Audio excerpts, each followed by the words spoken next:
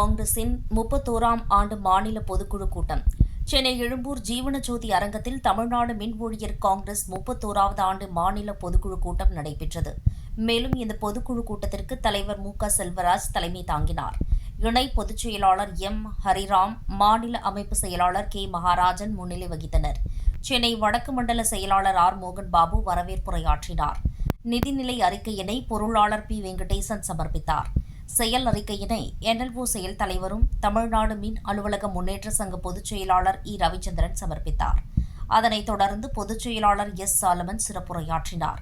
அப்போது பொதுக்குழுவில் 14/3/2026 தேதி போடப்பட்ட ஒப்பந்தத்தின்படி 6 மாத காலத்திற்குள் வேலைப்பளு நிர்ணயம் செய்து பொறுப்புகள் அனுமதிக்கப்பட்டு உடனடியாக பூர்த்தி செய்யப்பட வேண்டும்.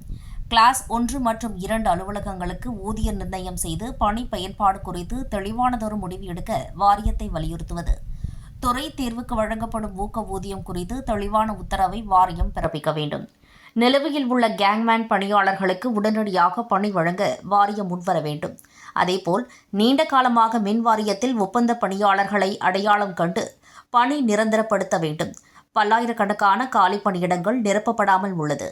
தொடக்க நிலை பதவிகளான உதவியாளர், இளநிலை உதவியாளர், கணக்கீட்டாளர், தொழில்நுட்ப உதவியாளர், உதவி பொறியாளர், வரைவாளர் ஆகிய பதவிகளை உடனே நிரப்பிட வேண்டும்.